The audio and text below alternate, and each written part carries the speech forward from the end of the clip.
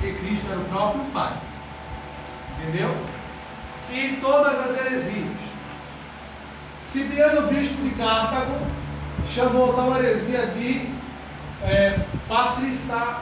patripacionismo, do latim pater passus, do pacto de sofrer. Plaxa foi discípulo de Noé e o seu principal opositor foi Tertuliano. Enquanto a Plaxa, Tertuliano disse: Plaxa fez duas obras do demônio em Roma: expulsou a profecia e introduziu a heresia. Foi o que ele fez. Afugentou o Paracleto e crucificou o Pai. Para ele, Jesus era o Pai, e quem foi crucificado ali foi o Pai. Entendeu? Para ele, Jesus não era o Filho de Deus, era o próprio Pai que estava ali, sendo morto e crucificado. Entendeu? Ele, de certa forma, afugentou o Paracleto ali e crucificou o Pai. Desta última escola destacou-se o bispo Sabélio, que se tornou o grande líder desse movimento.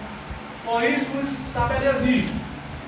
Esse sabelianismo já é discípulo de Sabélio, porque muitos desses pensadores atraíram para si muitos adeptos. Os caras criaram as heresias e essas heresias tomaram força ao longo da história. Conseguiram muitos seguidores. É o que está acontecendo hoje, irmão. As pessoas que não heresia aí que não virar o pai. Vai, entendeu? É aquele pensamento, né? Maria vai para as outras. Claramente essa é a realidade. Ok? Por volta de 215, Sabélio já ensinava as suas doutrinas em Roma, de que o Pai, o Filho e o Espírito Santo não seriam nomes pessoais, seriam prosotópicos, né? Semblantes ou faces. Entendeu? E não seres independentes, seriam reais em energias consecutivas. Um viria depois do outro, aparecendo o mesmo Deus em face totalmente diferente. É o mesmo Deus. Para ele, entendeu?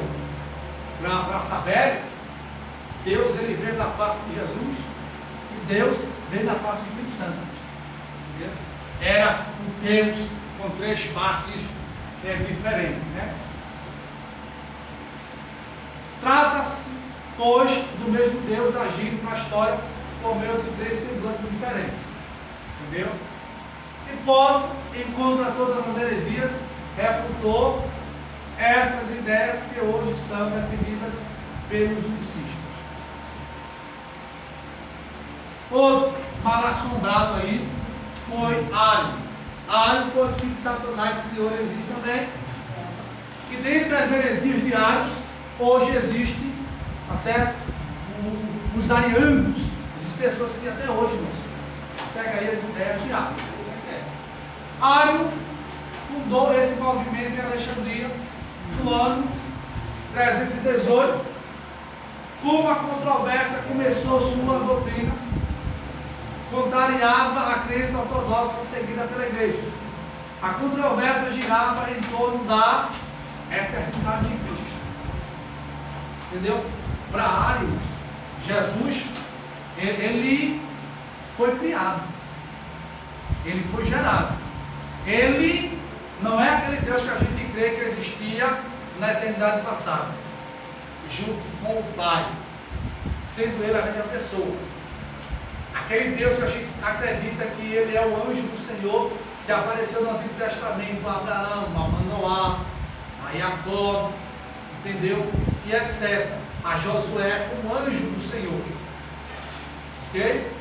Para ele, Jesus passou a existir no momento da encarnação. Mas o Logos, ele não existia antes da encarnação, não. Ele foi criado na encarnação, sendo ele o Filho de Deus, gerado, não Deus. Entendeu? Então, o Filho da ideia. Entendeu? Ele não acreditava na eternidade de Cristo. Para ele, só existia apenas Deus na eternidade. Jesus foi criado depois por alguns, no momento da encarnação. Entendeu?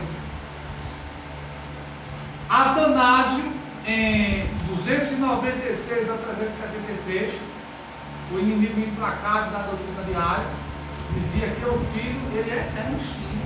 Atanásio já veio e refutou, não, Mário. Jesus, ele é eterno.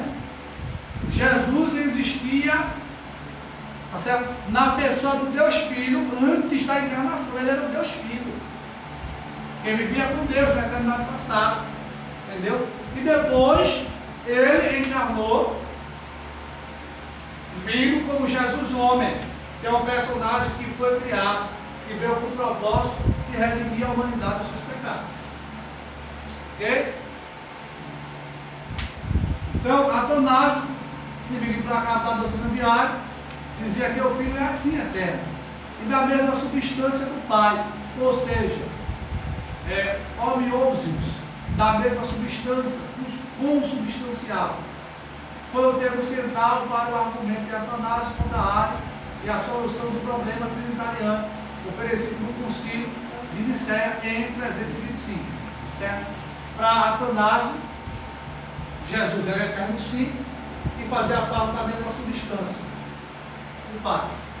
Professor, isso aí está parecendo muito os filósofos. Cada um tem uma teoria, aí criava um para derrubar. Para derrubar o outro.